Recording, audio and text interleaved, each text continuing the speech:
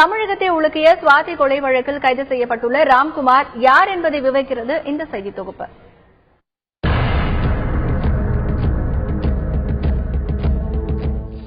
தமிழகத்தை உலுக்கிய சுவாதி கொலை வழக்கில் ராம்குமார் கைது செய்யப்பட்டுள்ளார்.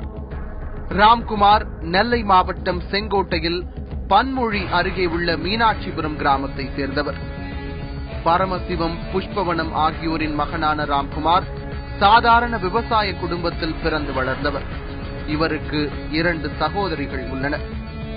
யாரிடமும் அதிர்ந்து பேசாதவர், மிகவும் அமைதியானவர் என அவரது பக்கத்து வீட்டார் தெரிவித்துள்ளனர். ஆலங்குளம் ஐன்ஸ்டீன் பொறியியல் கல்லூரியில் மெக்கானிக்கல் என்ஜினியரிங் பட்டம் பெற்ற ராம்குமார் வேலை தேடி கடந்த 3 மாதங்களுக்கு முன்பு சென்னை வந்தவர். சென்னை சூளைமேட்டில் இருவர் தங்கும் அறையை 3000 ரூபாய்க்கு வாடகைக்கு எடுத்திருந்தார் ராம்குமார். அவருடன் அந்த அறையை பகிர்ந்து கொண்ட இன்னொரு நபரை போலீசார் தேடி வருவதாகவும் அவரது விவரங்கள் போலீசாருக்கு கிடைத்துவிட்டதாகவும் தகவல்கள் தெரியவந்துள்ளது. மான்ஷனில் தங்கியிருந்து சுவாதியை ஒரு தலையாக காதலித்து வந்துள்ளதாக கூறப்படுகிறது.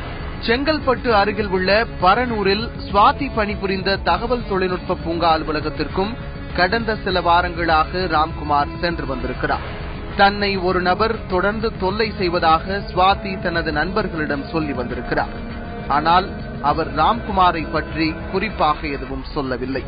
தற்போது ராம்குமாரை பற்றி சுவாதியின் அலுவலக நண்பர்களிடம் விசாரணை நடத்த போலீசார் திட்டமிட்டுள்ளனர். கடந்த 24ஆம் தேதி நுங்கம்பாக்கம் ரயில் நிலையத்தில் சுவாதியிடம் வாக்குவாதத்தில் ஈடுபட்ட ராம்குமார் கொலை செய்துவிட்டு தப்பி ஓடிவிட்டார். சம்பவத்திற்கு மறுநாள் சொந்த ஊருக்கு திரும்பிய ராம்குமார் கடந்த 3 நாட்களாக வெளியில் எங்கேயும் செல்லாமல் வீட்டிலேயே முடங்கியிருந்திருக்கிறார். வீட்டில் பதுங்கியிருந்த ராம்குமாரை சிம் கார்டு உதவியுடன் போலீசார் குற்றவாளி என முடிவு செய்து 8 நாட்களுக்கு பிறகு கைது செய்துள்ளனர்.